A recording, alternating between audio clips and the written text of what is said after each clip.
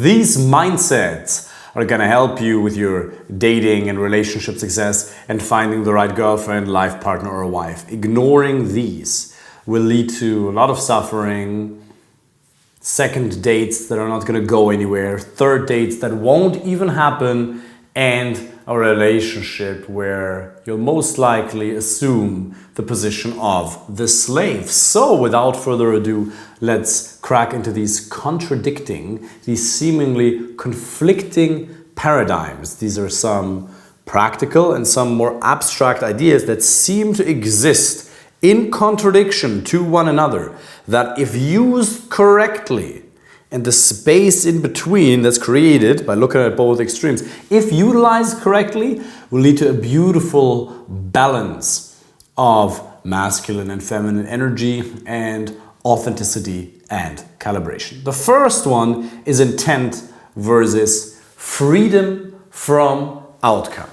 If you're on a date with a lady, you have to let her know what your intentions are. It is absolutely vital that she understands that you have romantic interest in her, that you're not just there to be another one of her gay male best friends. No, you actually have a romantic interest in mind, and you basically just want to see whether you could be right for each other to build a life together, or at least to spend the next 7, 15, 22 years together. Now, a lot of men go to either one of the extremes. Either they don't build a man-to-woman connection at all, or they stare her down and they become creepy and weird.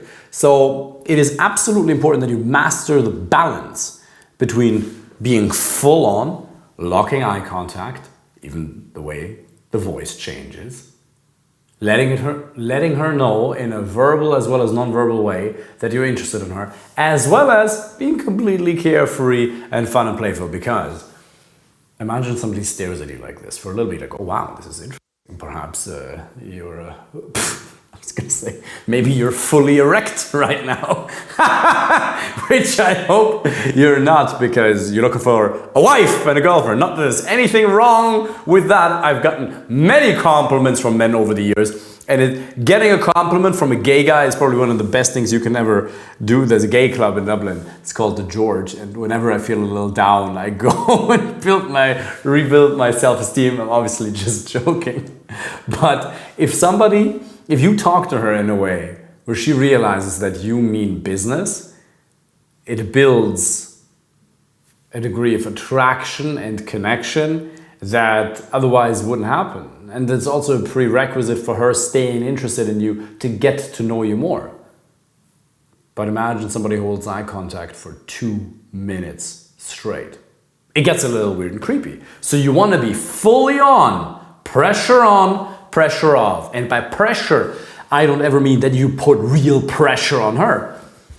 You just look her deep in the eyes and you let her know that you're interested in her. Obviously, that goes way, way deeper than that, but that balance is very important. Now, the idea of intent versus being totally relaxed and not caring where this date goes, between presence, man-to-woman connection, attraction, and silliness and fun and playfulness. That's one way of looking at intent versus the idea of freedom from outcome. The other way of looking at it is in terms of a macro habit. Yes, you want your dating and relationship life to go a certain way. Yes, you want to find a relationship, and you need to take strategic action. Most men, they completely lack intent in this area. They think it's just gonna, an amazing relationship is just gonna magically manifest itself. No, it won't. Some subpar relationship will. Relationship that won't have any intimacy left in it in 2.5 years. Various degrees of suffering are going to magically manifest themselves instead of a happy relationship if you don't have intent. So you need to be way more strategic, take action online and in person. But at the same time, here's one of the big differences between dating and business. In business, you can be quite grumpy and still get a great outcome. You can sit in front of the laptop, be a little angry, sip your coffee, hype yourself up, have a crash a couple hours later, and you can still get the results. But when you're talking to people, when you're talking to women, you have to be in a great mood. You have to master your emotions. You got to be able to create all of the desirable emotions you want to feel from within yourself without relying on a substance, even be that caffeine or alcohol or nicotine or worse. So that's quite important. And in order to get to a point where you can feel pretty good a lot of the time, obviously there's a lot that goes into that, but one of the things is you actually have to enjoy the process. So let's reverse engineer this. You have to be in a good mood on the date. To be in a good mood on the date, you have to enjoy dating overall. The way you enjoy dating overall is not having too much intent. Being free from whichever outcome may manifest itself. A lack of attachment, in other words. All spiritual traditions teach that suffering in life comes from resisting what is.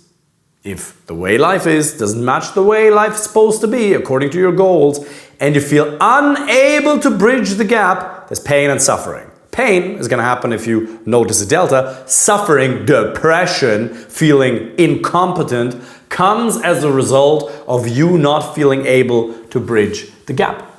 And one way to do that is to just improve how things are or to change the goal. That's what meditation does, that's what spirituality does. It just changes the goal, at least temporarily, to everything is okay the way it is, therefore I have no goal. The way it is right now is perfectly fine. All of the suffering, 99% of the time, is simply created by me believing certain thoughts. Isn't it true that most of the time you suffer, you just buy into a disempowering mindset? Oh, I should be doing this, I haven't done that yet. She should be texting me, she hasn't. I came too quickly, whatever, right? You believe in it. If you actually just focus right now, you're just present in this very moment, and you just notice whatever is going on, and you see yourself as the space of loving awareness in which thoughts and emotions arise, and whatever is, just is.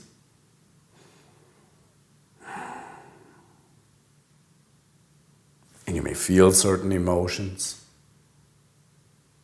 There may be thoughts that are entering your head. But you just observe it. Instead of identifying, associating with the thoughts or with the emotions, you just notice it.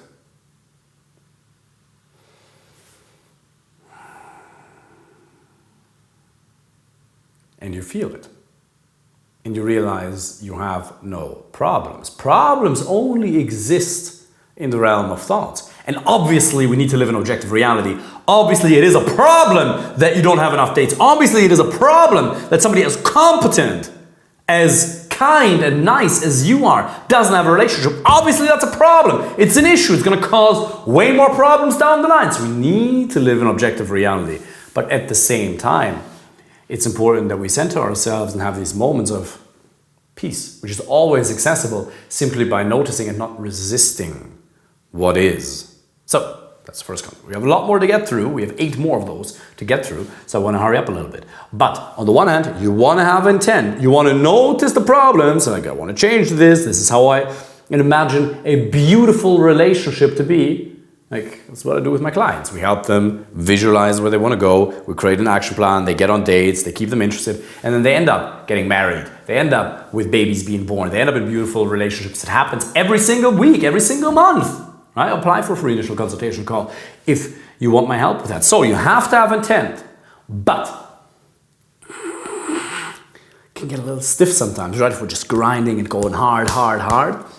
You got to be able to relax as well. Yes, of course you want the date to go well that you're on. Of course! But at the same time, you can't give a solitary as to whether it goes well or not, because you know that if she shouldn't be interested in you, there'll be plenty of other women who'd be happy to trade places with her. Intent versus freedom from outcome. Number 2, scarcity versus abundance. On the one hand, we teach abundance. You have to have an abundance of a variety of options. Abundance of options to choose the right girlfriend or wife from. Absolutely crucial. We've belabored this point at length. No need to go into that. To make an educated choice, not to pick up artist nonsense, not to have as much sex with as many women as possible, no, but simply to make an educated decision to increase the probability that there's compatibility, because compatibility is the number one qualification criteria, compatibility is the number one predictor for success in a relationship, so you need choice. That's abundance.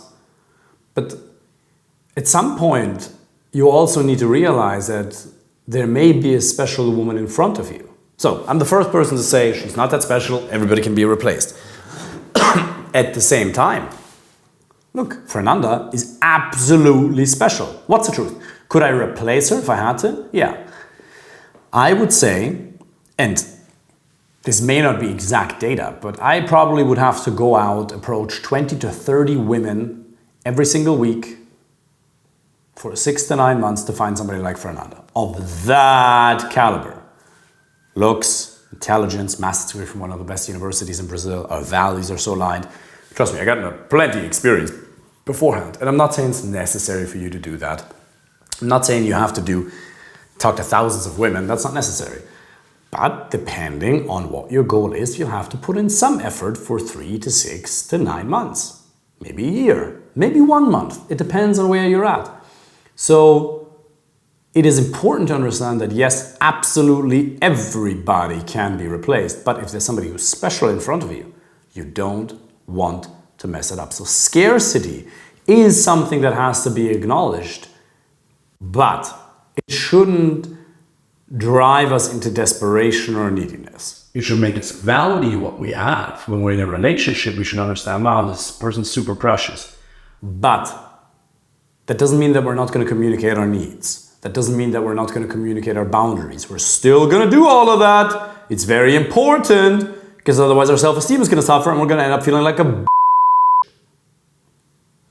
But at the same time, we want to balance scarcity and abundance. Yeah, there's a special person standing in front of me, so I'm going to do my best.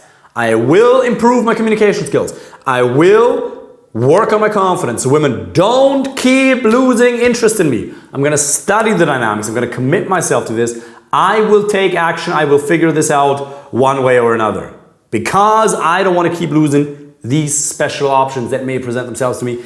At the same time, there's more than enough. There's always going to be more options. Two seemingly conflicting paradigms.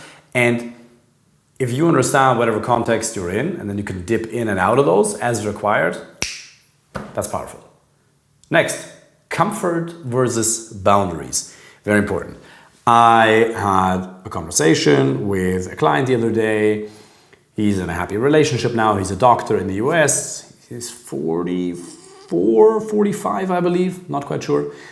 Amazing guy, really sweet guy, got his health handled, got coaches in a bunch of other areas in his life as well, takes care of his health, like really good, kind, awesome guy, and hardworking. So really cool guy. Came to me around a year ago, barely got any dates, was really quite lost in this dating and relationship space.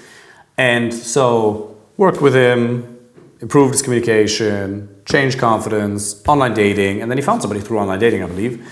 And this lady, I'm not gonna mention their names right now, they had a conversation. And there were, I don't want to go into too much detail to reveal anything, but basically there were some points of disagreement around travel plans, and there were some sources of conflict. And so we worked with that. And obviously we've established at length that there's real compatibility, because I don't want any of my clients to jump into a relationship if I don't see that it's right. A lot of my job is actually keeping them out of the wrong ones, because it's not just about getting into any relationship. It's supposed to be a really, really, really good relationship. Somebody that you have really high compatibility with, somebody that you're actually excited to be with, not just to jump into the first opportunity that presents itself and latch onto it, like a life vest or a life jacket. Or when you're drifting in the water like Leo, somebody throws a life vest, these red, orange rings, whatever they are. No, that's not what we want. But when you're establishing a degree of compatibility and then you're in a relationship and then conflict arises, then it's important to work with people's needs and understand, okay, what is it that people want? What are her individual needs? And there's different models. At a very high level, it's super useful for you to understand, pardon me, that women usually only want one of two things from us as men. Trust, connection, comfort, or attraction, value, respect. These are the two forces. She either needs more, there needs to be more attraction, she needs to respect us more, our value has to increase in her eyes, not monetarily, subjective. Or on the other hand, she needs more trust and reassurance. Comfort or boundaries as a tool to build it. So when you're having a conflict with a lady, and no matter how much compatibility you'll have with somebody, every now and then conflict is still going to occur. So me and my ex-wife, we had a lot of conflict, and they didn't go really well oftentimes because it wasn't dramatic, but it just, there was an underlying lack of compatibility. So no matter how much couples therapy we would have done, it would have never resolved a clash in values. You can't coach away a bad fit. But me and Fernanda, every now and then we have situations just like my client had with this lady. And so we talked about what's appropriate right now. Do you need to set a boundary and say, up until this point or further, these are needs of mine and I will not budge. This is something that has to be met and we have to find a way to do this. Not saying or else, not threatening the relationship, but making it very clear that that's a must-have. Or does she simply need some reassurance? And the mainstream will tell you she just needs reassurance. Just make her feel loved and everything's fine. And sometimes that's true and sometimes it isn't. Most men need to learn to set boundaries. It's absolutely crucial that you learn to set boundaries. Because by setting boundaries, she'll learn to respect you more. She really will. Most men are afraid of setting boundaries because they step into conflict. And they're worried that if there'll be a little bit of conflict, they might lose her. And so, again, it comes back to abundance. But you need the right balance between, okay, when do I have to set a boundary and when do I have to give comfort? Usually both is great. Comfort, comfort, comfort, boundary. As a rule of thumb, this concept is super powerful. Comfort, comfort, comfort, reassurance, reassurance, reassurance, love, love, love, boundary. Love, love, love, boundary. I completely understand. This wasn't right of me. I apologize. I love you so much. You're so important to me. At the same time, I also have this need, and that's very important for me. I need you to be on time. I need to be able to, whatever the details happen to be of the given conflict, these are my needs. They're very important to me. And you communicate it in a very calm and kind way, but clearly, gentle yet firm. That's comfort versus boundaries. We have 5 more minutes because then I have a coaching call. So I want to get through these other ones really quickly. Showing emotions versus being non-reactive. Again, 2 seemingly conflicting paradigms. Most of you should show way more emotions, more passion. Doesn't mean you have to be so over the top like me. You got to do it in your own way, absolutely. But you have to get out of your logical head. You have to learn to communicate your personality way more authentically, way more passionately, whatever. And a really good place to start is just by talking about something you're really interested in, and these emotions are going to convey through mirror neurons. She's going to pick up on what you feel simply by you exerting strong emotions. So you have to become way more emotional in your expression in a positive way on the date for her to be able to feel emotions and get excited. At the same time, you also have to be non-reactive. There's moments where she gives you shit test, and you have to learn to be cool and non-reactive and not jump into every single one of her words, because most of you create so much drama. Oh, she said this. What does it mean? You place way too much importance on a given sentence she may utter at some point. Like, she said this, but what does it mean? Sometimes people just say and it doesn't mean that much. Take people serious at the level of the needs, but not every single word that comes out of a person's mouth needs to mean life or death. So you want to have the right balance between being non-reactive and cool, and at the same time showing emotions in an exciting, passionate, also in a vulnerable way. So, balance. Next, being nice versus being cocky and fun or arrogant. You want to be really nice, but you also want to be super confident. You want to be over the top confident. Women love it. Trust me, they absolutely love it. Now, you got to be kind, you got to be nice. A lot of men should be way kinder, way nicer. We all want to make a daily effort to be kinder and nicer. That's not your sticking point. You're not lacking niceness. The men who come to me, they're already kind of nice. They already paint her paintings. They already bring her flowers. They're already looking for ways to make her life so much better. They're sending blocks of text. Well, I get it. So you are kind of nice. That's not your issue. So on the other hand, and it's important, some men should be way more of that. And you got to show that. You got to show that feminine energy. Because the next point is masculine versus feminine energy. But on the other hand, you want to be almost cocky, like silly, like super, like, oh my God, just look at myself in the mirror. I'm like, wow, what a piece of art. And it's like, she'll laugh. She'll think it's funny. Women love it when a man is just a little bit too confident. Doesn't mean arrogant, doesn't mean disrespectful, but if you're just a little bit too confident, women love it. Next one, masculine versus feminine energy. I was hugely influenced by my mother, who is a nurse, who's one of the kindest, sweetest people in the whole world. My father's a doctor, my mother's a nurse. And my mother infused me with a lot of feminine energy. She always said, be kind, be kind. In German we say, sei lieb, sei lieb. And it's super important because all of the relationships you'll have come from being open and vulnerable, and that's so key. And that's what a lot of this red pill movement doesn't understand, is being open, being vulnerable, that's what you truly connect over. But again, you don't lack feminine energy. You lack masculine energy. Setting boundaries, communicating your needs, being intentful, being a little bit overly cocky. Again, there's a lot of ways in which that manifests in detail. But it is crucial that you understand that it's the balance of feminine and masculine energy. It's not one of the extremes. You want to dip into one, depending on what the context demands, what the situation demands, but it's usually the interplay between both that makes the magic happen. Next one, investing versus over-investing. Yes, you want to invest a lot. Yes, you want to make her feel appreciated. You want to make her feel wanted. But on the other hand, you don't want to over-invest, because over-investing is basically investing taken to an extreme, where you send her these big blocks of texts, and it's usually an issue because overinvestment kills attraction, because it signifies to her that you have no options available to yourself. And which woman on earth would want to be with a man who doesn't have options available to himself, who's not desired, so she doesn't want that. Now, are there moments where overinvestment is a good idea? Yeah, absolutely. Let's say you've had conflict, you made a mistake, you said something you shouldn't have said, you just made a mistake, or there's conflict. Loving her, over-investing on love can sometimes be the right strategy, but the devil is in the detail. One of the most important things that I help my clients with is figuring out these little minute details. But understand, sometimes the right strategy is to over-invest and give so much love, and sometimes it's setting a boundary. Next one, leading versus following.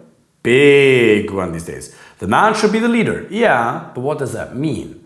Does it mean that you're telling her what to do? No. Most of the time it means suggesting a concrete time and place. Again, we could talk about leadership for 2 hours, because sometimes there are moments where the woman is going to be the leader, where she suggests an idea, where she says, you know what you did there, what you said there? I don't think that's quite correct. And she's leading the ideas. She's leading the conversation in a different direction you didn't originally anticipate. If you want to have any type of intellectual exchange, the person who leads, that goes back and forth. I do believe that for a woman to feel most alive and most attracted to a man, he has to be in his masculine, and he has to lead, and he has to, it will go a little bit too far. I have 30 seconds that I gotta bounce. So apply for a free initial consultation call, and very happy to talk to you about that in detail. But the balance between leading and following, both is appropriate depending on what the context demands. And the last one is being present, being focused on her, and not caring. That kind of ties into intent versus freedom from outcome a little bit. But there are moments where I'm fully with Fernanda, fully present, super loving, and then other moments where I'm not paying attention to her, not as a tactic. This is not manipulation. It's just genuinely because a client needs help, or we need to film a video, or something else is happening. I'm out with male friends, I'm socializing, I'm teaching a seminar in Barcelona, whatever happens to be the case. You want to have a balance between being fully present when you're with her, not distracted, and then other times having your energy be directed into other creative or industrious endeavors, and she'll really like you for that. She needs to see that you excel, that you get emotional and alive with other areas, that she isn't the sole source of happiness. I hope this was helpful, and I'm looking forward to speaking with you soon. Take care.